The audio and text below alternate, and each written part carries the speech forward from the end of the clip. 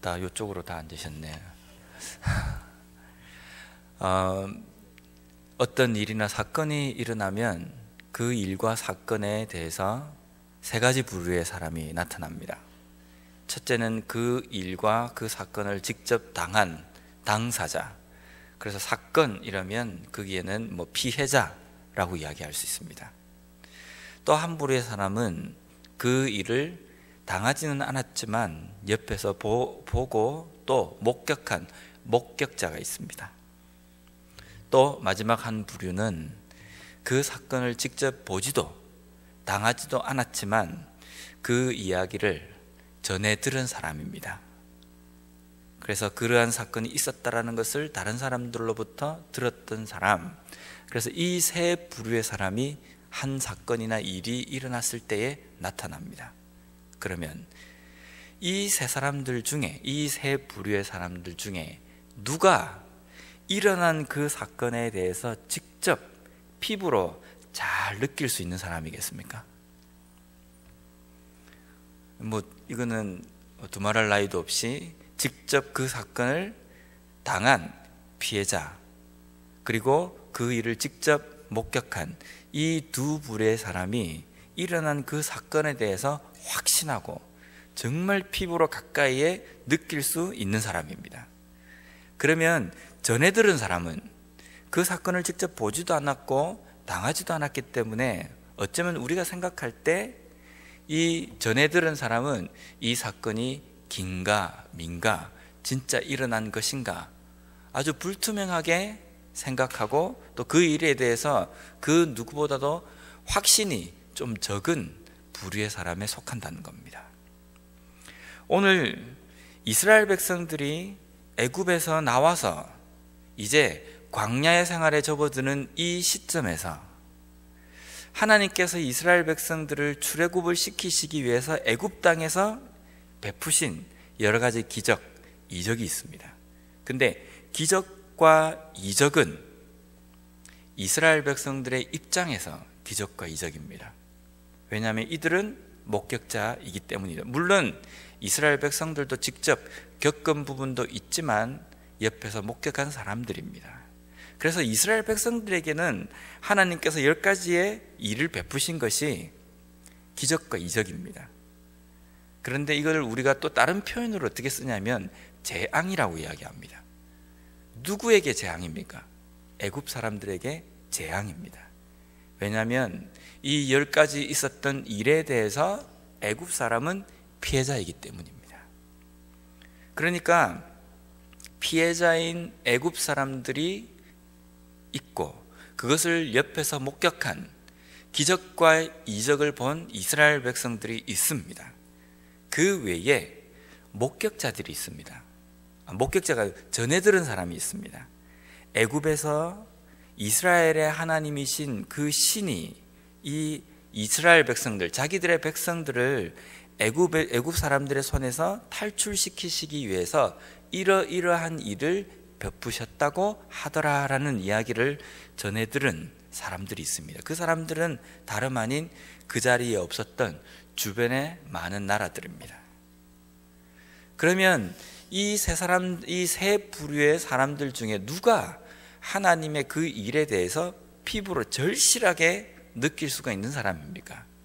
애굽 사람과 이스라엘 백성들입니다. 그런데 가만히 보면 애굽 사람들은 직접 피해를 입은 사람입니다. 그래서 10가지의 하나님이 베푸신 그 기적이 재앙으로 와닿은 사람이기 때문에 이들은 이 일이 있고 난 다음에는 아예 그냥 항복을 해야 되는 사람들입니다. 그런데 이스라엘 백성들이 애굽에서 나올 때에 마지막으로 애굽에 있는 그 사람들이 어떤 행동을 합니까? 10가지 그 재앙을 만났음에도 불구하고 이스라엘 백성들을 잡기 위해서 쫓아오는 장면을 봅니다. 그들이 피부로 절실하게 느꼈다고 한다면 더 이상 따라오지 말았어야 합니다. 그런데 그들은 끝까지 따라와서 홍해 바다에 수장이 되는 마지막의 재앙까지도 겪게 된다는 겁니다. 반면에 이스라엘 백성은 또 어떻습니까? 그들은 직접 피해를 입지는 않았지만 바로 옆에서 그 일을 목격한 사람들입니다.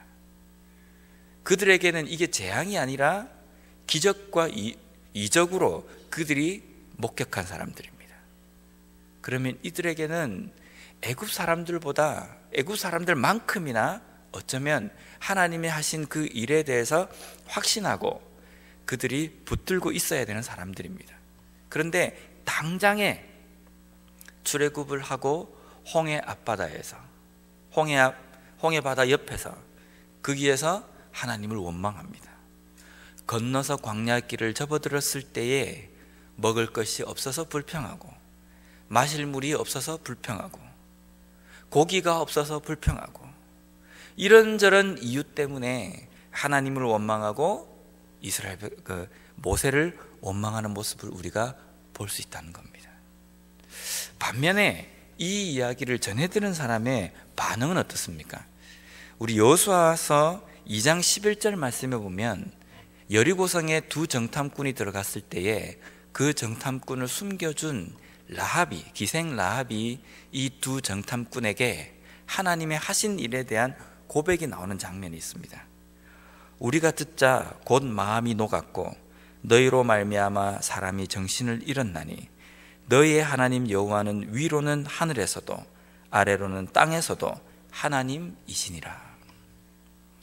보지도 듣지도 직접 겪어보지도 않은 사람이 하나님에 대해서, 하나님의 하신 일에 대해서 고백한 내용입니다. 정신이 혼미해졌답니다. 정신을 차릴 수 없을 정도로 마음이 흔들렸다는 겁니다. 그리고 하늘로 땅으로 상천하지에 오직 유일하신 신은 하나님이심을 우리가 믿노라라는 겁니다. 대단하지 않습니까? 어쩌면 제일 확신이 적어야 될 사람의 입을 통해서 나오는 고백은 상천하지에 유일하신 신은 하나님밖에 없다라는 고백이라는 겁니다. 오늘 또 읽은 이 본문에 보면 이드로가 와서 모세에게 하는 고백이 나옵니다. 10절과 11절 말씀에 보면 여호와를 찬송하리로다. 너희를 애굽 사람의 손에서와 바로의 손에서 건져내시고 백성을 애굽 사람의 손 아래에서 건지셨도다. 이제 내가 알았도다. 여호와는 모든 신보다 크심으로 이스라엘에게 교만하게 행하는 그들을 이기셨도다. 이드로는 어떤 종교의 어떤 신의 제사장인지는 명확하게 나와 있지 않지만 제사장 이드로라고 표현합니다. 모세의 장인입니다. 근데 그 이드로가 애굽에서 하신 하나님의 일과 또 모세가 하나님께서 어떻게 하셨다는 그 이야기를 전해 듣고 그 일에 대해서 하나님에 대한 고백이 10절과 11절 말씀에 나와 있는 이 고백입니다. 역시 하나님이시구나. 하나님이 당신의 백성들을 그 애굽의 손에서 건져내시기 위해서 이 위대한 일을 행하셨구나라고 고백하는 내용입니다. 가만히 보면 하나님께 하신 그 일에 대해서 직접 피해를 입은 당사자도 목격한 이스라엘 백성도 이런 고백을 잘 하지 않는데 전해 들은 사람들은 더 확실한 고백을 하고 믿음으로 봤을 때에 더 우리가 볼 때 존경스러운 고백을 하고 존경스러운 모습을 우리가 볼 수 있다는 겁니다. 물론 이게 전부는 아닙니다. 왜냐하면 모든 전해 들은 사람들이 이 이야기를 듣고 하나님에 대해서 확실하게 그렇게 고백한 것은 아닙니다. 하지만 전반적으로 보았을 때에 애굽 사람도 그렇고 이스라엘 백성들도 그렇고 하는 행동을 보면 이건 이 일을 겪은 사람이 맞는지, 도대체 이 일을 바로 옆에서 목격한 사람들의 행동이 맞는지 의문스러운 그런 반응을 보인다는 겁니다. 반면에 불확실하게 전해 들은 사람들은 극소수이지만 확실한 고백을 하는 것을 볼 때에 우리는 이런 생각을 할 수 있습니다. 때때로 우리가 하나님 앞에 이런 기도를 합니다. 하나님, 한 번만 저에게 좀 나타나 주십시오. 한 번만 저에게 하나님의 음성을 들려주십시오. 한 번만 내 눈앞에서 하나님의 하시는 일을 나타내 보여주십시오. 그러면 제가 확실하게 믿겠습니다. 이런 이야기를 합니다. 이런 기도를 합니다. 그런데 실제 하나님께서 그렇게 나타나신다고 하더라도 그게 다는 아닌가 봅니다. 왜냐하면 나타나셔도 직접 그것을 겪게 하셔도 믿지 못하는 사람은 믿지 못하는 겁니다. 불평하는 사람은 불평하게 된다는 겁니다. 방금 내 눈앞에서 반석에서 물이 나는 것을 보았음에도 불구하고 조금만 불편하면, 조금만 내 뜻대로 안 되면 다시 내 입에서 불평이 튀어나온다는 겁니다.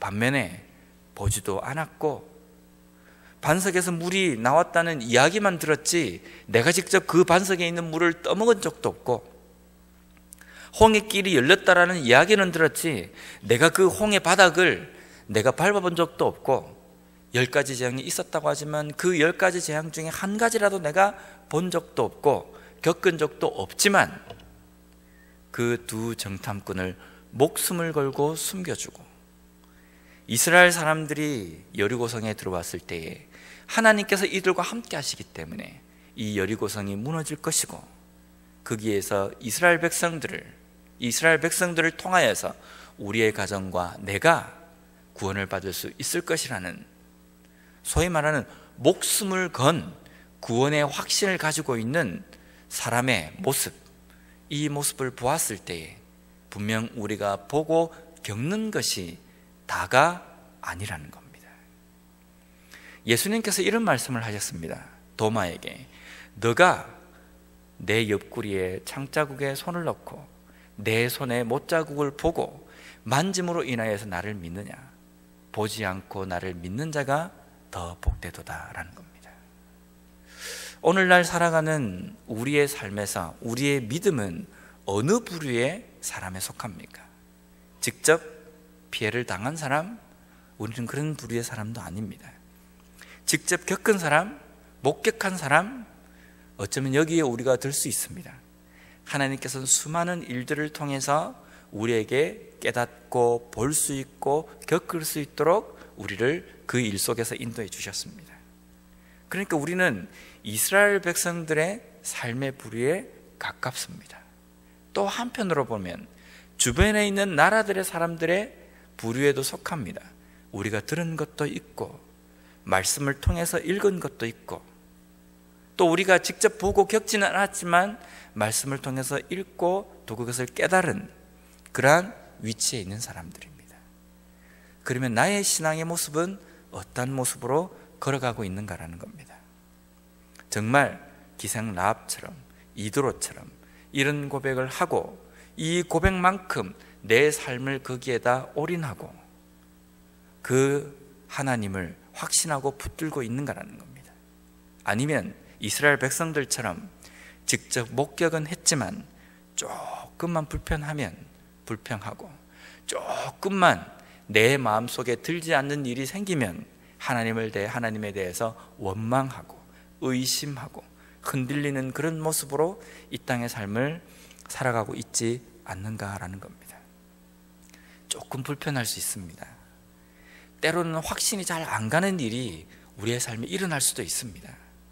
분명 나는 하나님의 백성이고 하나님께서 나를 그 누구보다도 사랑하신다는 그 일을 우리가 믿고 그것을 깨닫는 사람이지만, 내 삶에 정말 하나님께서 나와 함께 하시는가? 라고 의심스러울 정도로 참담한 일이 우리의 삶에 일어날 수 있습니다. 하지만 중요한 것은 그 일어나는 일이 전부가 아니라는 겁니다. 그 일이 있음에도 불구하고 하나님은 존재하고 계시고, 하나님은 나를 사랑하고 계시고, 하나님은 나를 인도하고 계신다는 그 확신이 우리의 삶 속에 사라지지 않아야 합니다. 우리의 삶에서 그 확신이 흔들리지 말아야 우리는 우리의 인생의 경주를 끝까지 달려갈 수 있다는 겁니다. 오늘 하루 우리의 삶을 살아갈 때에 과연 나는 애굽형인가? 아니면 이스라엘 형인가? 아니면 주변의 이방인들의 형인가? 어떤 형태로 하나님의 하신 일을 보고 하나님을 믿고 있는지 다시 한번 깊이 묵상하며 하나님을 확신하고 믿고 붙들고 온전히 의지하는 그 자리에까지 나아가는 저와 우리 모두가 되었으면 좋겠습니다.